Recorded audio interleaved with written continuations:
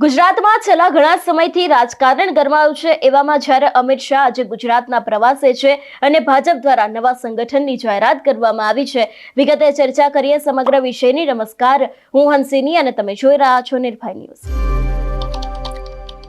થોડા સમય પહેલા આપણે જોયું હતું કે ભાજપના નવા પ્રદેશ પ્રમુખ તરીકે જગદીશ વિશ્વકર્માનું નામ છે તેના ઉપર મહોર લગાવવામાં આવી હતી, પરંતુ એ બાદ હવે શનિવારે મોડી રાત્રે ભાજપે પોતાના નવા સંગઠનની જાહેરાત કરી છે।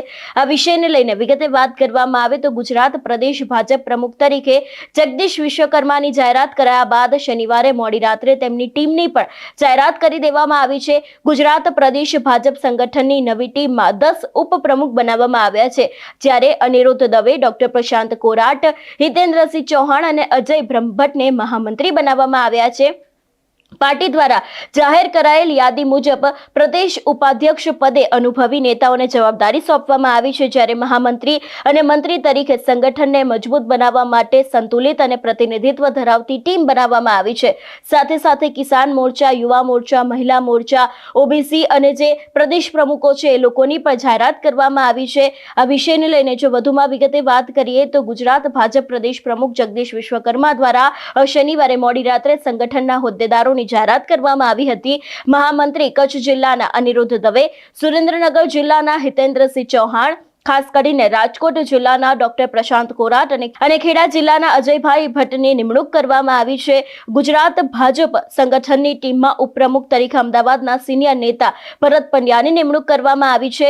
કાર્યાલય મંત્રી તરીકે શ્રીનાથભાઈ શાહની નિમણૂક કરાઈ છે। મુખ્ય પ્રવક્તા તરીકે ડોક્ટર અનિલ પટેલ, જ્યારે મીડિયા ઇન્ચાર્જ તરીકે ડોક્ટર પ્રશાંત વાળાને મૂકવામાં આવ્યા છે। એટલે કે અત્યારે હાલ જે રીતે ટીમ જગદીશ વિશ્વકર્મા છે એનો આખો ચાર્ટ સામે આવ્યો છે।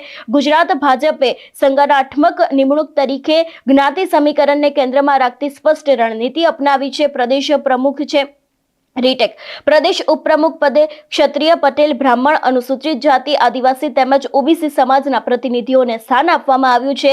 આ નિમણૂકોને 2026ની ચૂંટણી પૂર્વે તમામ સમાજોને સાથે લઈને ચાલવાની તૈયારી તરીકે પણ જોવા મળી રહી છે।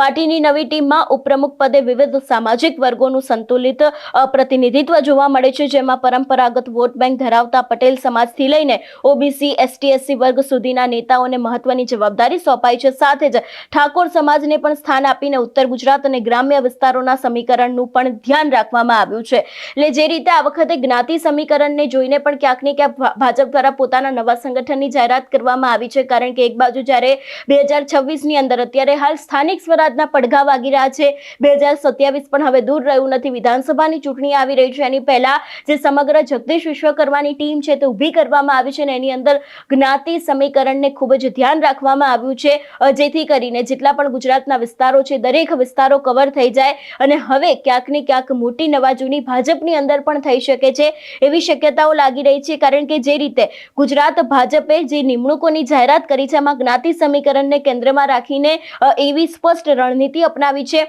પ્રદેશ ઉપપ્રમુખનું જે પદ છે એ ક્ષત્રિય, પટેલ, બ્રાહ્મણ, અનુસૂચિત જાતિ, આદિવાસી તેમજ ઓબીસી સમાજના પ્રતિનિધિઓને સ્થાન આપવામાં આવ્યું છે। આ નિમણૂકો 2026ની ચૂંટણી પૂર્વે તમામ સમાજોને સાથે ચાલવાની તૈયારી તરીકે પણ ક્યાંક જોવા મળી રહી છે। એટલે ભાજપે અહીં જ્ઞાતિ સમીકરણને લઈને પણ ખૂબ જ ધ્યાન રાખ્યું છે અને એ જ રીતના નેતાઓની પસંદગી કરવામાં આવી છે, જેથી કરીને દરેક લોકોને સાથે રાખીને ચાલી શકે એવી પણ રણનીતિ અહીંયા જોવા મળી રહી છે। 2026માં સ્થાનિક સ્વરાજની ચૂંટણી આવી રહી છે, 2027માં વિધાનસભાની ચૂંટણી આવી રહી છે, એ બાદ લોકસભાની પણ ક્યાંક ચૂંટણી આવવાની છે, પરંતુ એ પહેલા જ્યારે હવે જગદીશ વિશ્વકર્મા છે એમને પ્રદેશ પ્રમુખ બનાવવામાં આવ્યા હતા અને હવે જ્યારે જગદીશ વિશ્વકર્માની આખી ટીમ છે એની જાહેરાત કરવામાં આવી છે। ગઈકાલે મોડી રાત્રે એક સંગઠનની જાહેરાત કરવામાં આવી હતી, જેની અંદર ઘણા બધા નામો સામે આવ્યા હતા, ઘણા બધા નેતાઓને લોટરી પણ લાગી છે, પરંતુ હવે જોવાનું રહેશે કે જે સંગઠન તો બનાવવામાં આવ્યું છે, પરંતુ એ સંગઠનના આધારે ભાજપની અંદર કેટલું કામ થાય છે અને એવામાં પણ ખાસ કરીને સ્થાનિક સ્વરાજની ચૂંટણીમાં હવે આ સંગઠન છે એની કેવી અસર જોવા મળે છે। તમારું શું માનવું છે આ વિષયને લઈને અમને કમેન્ટ કરીને ચોક્કસ જણાવજો। તેની સાથે અમારી ચેનલ નિર્ભય ન્યૂઝને લાઇક, શેર અને સબસ્ક્રાઇબ કરવાનું ભૂલશો નહીં। નમસ્કાર।